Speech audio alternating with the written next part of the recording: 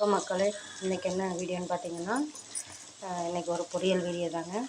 அடுப்பில் சட்டி வச்சுட்டு 2 ஸ்பூன் எண்ணெய் ஊற்றிட்டு கடுகு உளுத்தம்பருப்பு போட்டு தாளிச்சிட்டு ஒரு 3 பெரிய வெங்காயமும் 4 பச்சை மிளகாயும் போட்டு இந்த பாருங்க, இந்த மாதிரி நல்லா கலர் மாற அளவுக்கு வதக்கிட்டேங்க. வதக்கினதுக்கப்புறம் இந்த பாருங்க, பொரியல் என்னென்னா முட்டைக்கோஸ் பொரியல் தான்.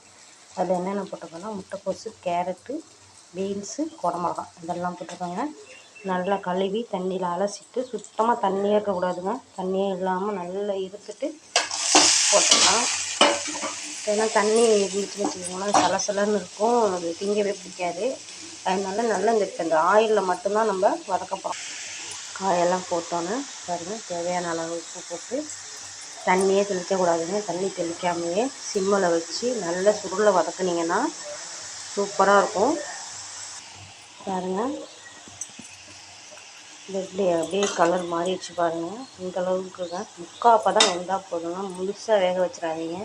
அப்புறம் சலசலன்னு இருக்கும், திங்கவே பிடிக்காது. ஒரு முக்கால் பதம், ஒரு மினிமம் ஒரு 5 நிமிஷம் சிம்மில் வச்சு வேக வச்சு மூடியெல்லாம் போடாதீங்க. மூடி போட்டால் நல்லா வெந்துடும். அதனால் கொஞ்சம் க்ரன்ச்சியாக கொஞ்சம் நச்சுன்னு இருக்கும்போது சாப்பிட்றதுக்கு நல்லாயிருக்கும். அதனால் இந்த மாதிரி முக்கால் பதம் வெந்தாலும் எடுத்துட்டிங்கன்னா சூப்பராக இருக்குங்க. எப்படி இருக்குது பாருங்கள், முட்டைக்கோஸ் கலர்ஃபுல்லாக இருக்குல்ல. நீங்களும் ட்ரை பண்ணி பாருங்கள். முட்டைக்கோஸ் பொரியல் வேணுன்னா தேங்காய் திருவி போட்டுக்கலாம். நான் காய் நிறையா இருக்கிறதுனால நான் தேங்காய் இன்றைக்கி திருவி போடலைங்க. நீங்கள் வேணால் கொஞ்சோண்டு தேங்காய் திருவி போட்டுக்கோங்க.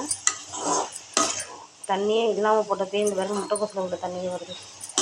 அவ்வளோதாங்க, முடிஞ்சிடுச்சு. சூப்பரான சுவையான முட்டைக்கோஸ் பொரியல். நீங்களும் ட்ரை பண்ணி பாருங்கள். பாய்.